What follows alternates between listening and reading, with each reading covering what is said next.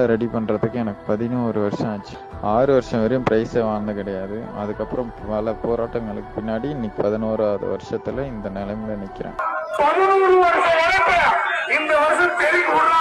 போராடுவோம், பாத்துடலாம். அச்சமங்கலம் தமிழ்நாடு போலீஸ் உரிமையாளர் கோவிந்தராஜ் அண்ணாவோட கனவு இன்னைக்கு நிறைவேறிச்சுங்க. தமிழ்நாடு போலீஸ் என்னதான் 2வது 3வது 5வது 10வதுக்குள்ள நிறைய முன்னணி தேர்வுல பரிசு அடிச்சிருந்தாலுமே அந்த 12 வருஷத்துக்கான இலக்கு பாத்தீங்கன்னா அந்த முதல் பரிசு தான். அந்த உழைப்புக்கான பலன் இன்னைக்கு சந்தூர் வீதியில கிடைச்சாச்சு. ஆமாங்க, இன்னைக்கு அச்சமங்கலம் தமிழ்நாடு போலீஸ் சந்தூர் வீதியில முதல் பரிசு தட்டி சென்றது. அந்த வீடியோ இதோ உங்களுக்காக.